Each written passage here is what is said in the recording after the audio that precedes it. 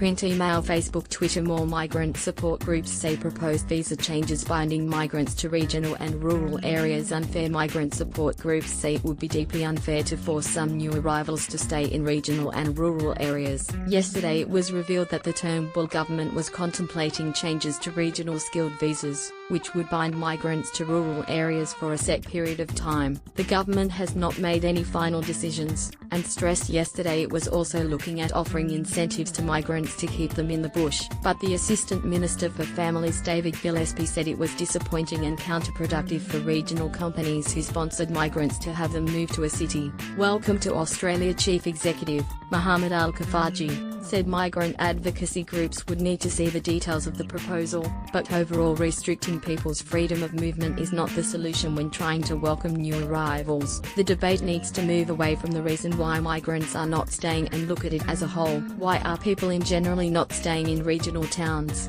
He said. The answer is because there is not much investment in health and education.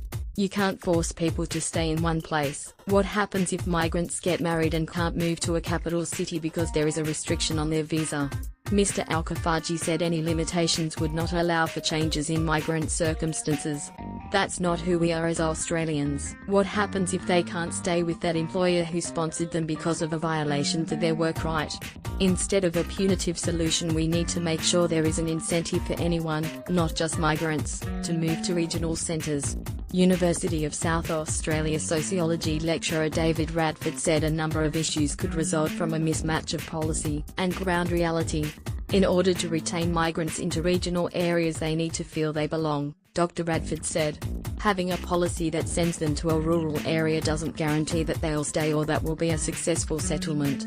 In Queensland, for example, there are towns that are designated to receive new migrants but are not necessarily set up to receive them. When we have communities ready to receive, you have a match between policy and ground reality.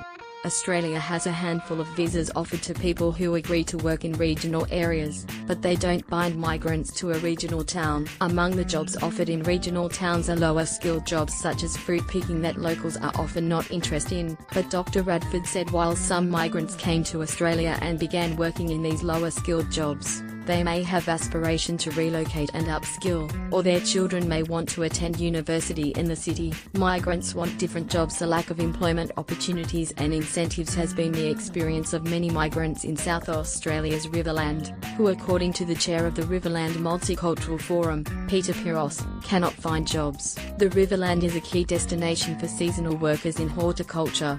However, Mr. Piros said migrants had been moving out of the region to bigger cities. The work is getting less and less. A lot of people who are coming to work find other difficulties, he said. They complain they are not paid enough, the work is too hard, so obviously when people find other opportunities they will find better places to live. Mr. Piros said at the moment there were no incentives that would make migrants happy to stay regional. I don't think it's fair to place conditions on the migrants. People should be able to live where they are more comfortable, he said. Support could lead to success at the other end of the debate. Australian Migrant Resource Centre Chief Executive, Eugenia Tsoulis, said there could be successful integration if the right support systems were also funded. Tsoulis said cheaper housing and inclusive communities were big draw cards for migrants to live in rural areas. She said in towns around southeast South Australia, migrant communities had become well established. For example, Mount Gambier with the Bangladeshi community had started businesses and social enterprises. We have increased the population around those regional centres, Ms. Tsoulis said. What they have done is brought families from other states to the town. They draw other people from overseas posts. If somebody in Thailand knows the Koreans live in Mount Gambier, they'll be drawn that. But the success of regional settlement had been offset by lack of transport and lack of English classes. We need to look at the gaps that we need to fill in and we will increase the influx, Ms. Tsoulis said. Print, email, Facebook, Twitter. More.